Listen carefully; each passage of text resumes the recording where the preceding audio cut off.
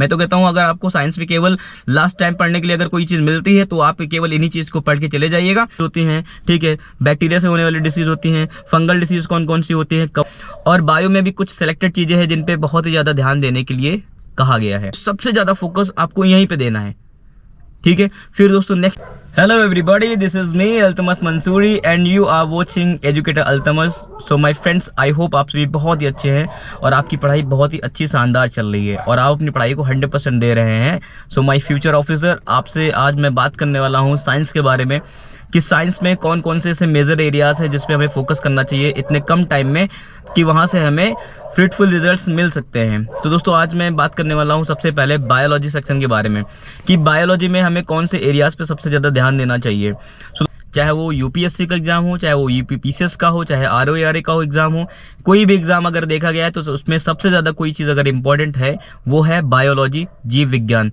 जी हाँ दोस्तों, सो my friends, आपको बायोलॉजी में बहुत ही ज़्यादा एम्फसाइज करना है, बहुत ज़्यादा फोकस करना है और बायो में भी कुछ सेलेक्टेड चीज़ें हैं जिन पे बहुत ही ज़्यादा ध्यान देने के लिए कहा गया है, ठीक है। उनमें से सबसे पहले चीज़ आती है कि हमारा जो बॉडी है, ठीक है, उसमें बॉडी में जो स्केलेटन सिस्टम है, ठीक है, कंकाल तंत्र है, उसको ध्यान देना है। पहली चीज़ आपको कंकाल तंत्र देखनी है।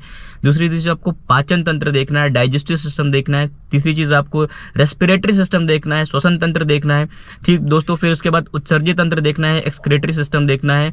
फिर दोस्तों आपको रिप्रोडक्शन सिस्टम देखना है, ठीक, प्रजनन तंत्र देखना है। फिर दोस्तों आपको ब्लड सर्कुलेटरी सिस्टम भी देखना है, मतलब आपको रक्त परिसंचरण तंत्र भी देखना है। ये आपके छोटे छोटे टॉपिक्स हैं जो कि आपके शायद आधे आधे एक एक पन्ने में भी हो जाते हैं, ठीक है। आप इनको गो थ्रू कर लीजिए और ये क्लास 10th में ऑलरेडी आप पढ़ करके आ चुके हैं और जो लोग बायो से हैं उन्होंने तो और डिटेलिंग से अच्छे से पढ़ी ही होगी क्लास 10th और 12th में भी। तो दोस्तों आपको ये चीज़ आपको वहाँ पे बहुत ही अच्छा एडवांटेज देगी। दोस्तों नेक्स्ट चीज़ ये है जिस पे आपको बहुत ज़्यादा ध्यान देना है, वो है आपका न्यूट्रिशन वाला पोर्शन।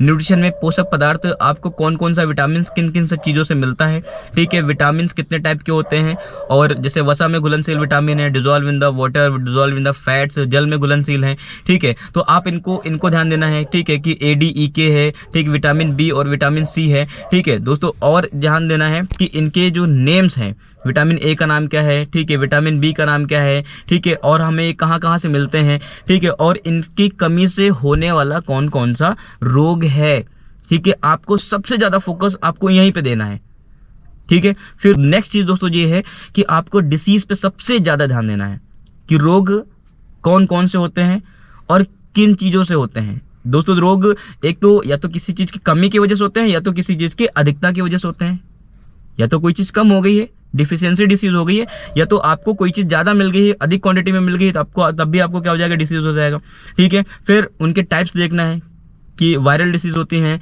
ठीक है, बैक्टीरिया से होने वाली डिसीज होती हैं, फंगल डिसीज कौन कौन सी होती है, कवक, ठीक है, अब प्रोटोजोआ से कौन कौन सी डिसीज होती हैं। आपको इन एरियाज पे बहुत ज़्यादा फोकस करना है। मैं तो कहता हूँ अगर आपको साइंस में केवल लास्ट टाइम पढ़ने के लिए अगर कोई चीज़ मिलती है तो आप केवल इन्हीं चीज़ को पढ़ के चले जाइएगा, ठीक है। आप मैक्सिमम क्वेश्चन करके आएंगे, क्योंकि अगर साइंस में सबसे ज़्यादा क्वेश्चन अगर पूछ रहा है तो वो बायो से ही पूछ रहा है, ठीक है। फिर दोस्तों मैं बात कर लेता हूँ फिजिक्स वाले सेक्शन में, भौतिक विज्ञान में, ठीक है। भौतिक विज्ञान में आपको 3 चीज़ें पढ़ के जानी है, सिर्फ और सिर्फ 3 चीज़ें। कौन कौन सी है? पहला तो यूनिट वाला है, ठीक है, कि आपको मात्रक पढ़ के जाना है, ठीक है। मात्रक किसका मात्रक कौन सा, वेग का मात्रक क्या है, त्वरण का मात्रक क्या है, ठीक है, और कुलाम का मात्रक, कुलाम किसका मात्रक है, ठीक है।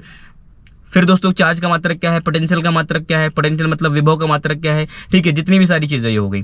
पहली चीज़ आपको मात्रक पढ़ के जाना है, ठीक। दूसरी चीज़ आपको क्या पढ़ के जाना, मेजरमेंट। मेजरमेंट मतलब कि आप जैसे कि वायु की आर्द्रता नापने के लिए कौन सा मीटर है, ब्लड सर्कुलेशन नापने के लिए कौन सा मीटर है, ठीक है। और तीसरी चीज़ आपको रेडियो एक्टिविटी पढ़ के जाना है। जी हाँ दोस्तों, रेडियो एक्टिविटी से भी बहुत अच्छे अच्छे क्वेश्चन बन जाते हैं। और अगर आपका मन करे, अगर थोड़ा सा समय हो, तो आप थोड़ा ध्वनि वाला चैप्टर भी पढ़ लेना, साउंड सिस्टम भी आप एक बार पढ़ के जाइएगा। फिर अब मैं बात कर लेता हूँ केमिस्ट्री में। जी हाँ दोस्तों, केमिस्ट्री में बात कर लेता हूँ। थोड़ा सा आप जो एलिमेंट्स होते हैं इनके बारे में पढ़ लीजिएगा, कि हाइड्रोजन के बारे में पढ़ लीजिएगा, नाइट्रोजन के बारे में पढ़ लीजिएगा, क्योंकि नाइट्रोजन क्या बनता है, नाइट्रस ऑक्साइड बना देता है, ठीक है। आप थोड़ा ग्रीन हाउस गैसेस के बारे में पढ़ लीजिएगा, ठीक है, कि कौन कौन सी ग्रीन हाउस गैसेस होती हैं, ठीक है। विस्फोटक पदार्थों के बारे में पढ़ लीजिएगा, TNT क्या है, ठीक है। लाल दवा कौन कौन सी चीज़ें होती है, विस्फोटक पदार्थ पढ़ लीजिएगा, ठीक है। रेडियो एक्टिव एलिमेंट्स पढ़ लीजिएगा। ये थोड़ा सा आप एलिमेंट्स वाला टॉपिक क्लियर करके जाइएगा। और गैसेस कौन कौन सी चीज़ें हैं, ठीक है। जैसे कि मैंने पीसीएस के पेपर में देखा था कि उसमें पूछा था कि अगर H2SO4 को कॉपर के साथ रिएक्शन कराते हैं तो ये तो क्लास 10 का हो गया ना। क्लास 10 में हम लोग सल्फर डाइऑक्साइड गैस पढ़ते थे कि अगर हम लोग कॉपर को H2SO4 के साथ जब रिएक्ट कराते हैं, हीट करते हैं, तो सल्फर डाइऑक्साइड गैस बनती है। ठीक है, तो आप इस सारी चीज़ों को देख लीजिएगा। अगर आपको मतलब मेरा मानना है क्लास 10 की आप एक बार साइंस देख सकते हैं, या तो आप लूसेंट बहुत ही अच्छे से पढ़ सकते हैं। जी हाँ दोस्तों, लूसेंट, क्योंकि सारी चीज़ें एक जगह पे हैं। लूसेंट में क्या है, आपको सारी चीज़ें एक जगह पे मिल जाती हैं, तो थोड़ा टाइम कम लगता है, आपको थोड़ा ढूंढना कम पड़ता है। एक जगह आपको मिल गया सारी चीज़ें, और अच्छा कंटेंट मिल गया, सारी चीज़ें एक जगह पे क्रोनोलॉजिकल ऑर्डर में लिखी भी हुई हैं। ठीक है, तो अलग अलग बुक को फॉलो करके मतलब मेरा मानना है कि आप लूसेंट पे ज़्यादा रिलाई कीजिए। लूसेंट ही ज़्यादा अच्छी बुक है। ठीक है, वहाँ पे सारी चीज़ें आपको कम समय में मिल जाती हैं, आपको कहीं इधर उधर भटकना नहीं है ना। और रिवीजन के लिए बहुत अच्छी चीज़ है कि आपने अलग अलग सोर्सेज से पढ़ा है, कोई बात नहीं। ठीक है, तो दोस्तों रिवीजन के लिए आप क्या रख सकते हैं, लूसेंट रख सकते हैं अपने सामने। सो दोस्तों, आई होप आपको ये वीडियो बहुत ही अच्छा समझ में आया होगा। अगर आपको ये वीडियो समझ में आया हो तो प्लीज़ चैनल को सब्सक्राइब करना ना भूलें और पेपर तक के हमारे साथ बने रहें। सो मिलते हैं दोस्तों नेक्स्ट वीडियो में। Thank you so much for watching, और आप हार्ड वर्क अपना करे रहिए फ्यूचर ऑफिसर्स। बाय।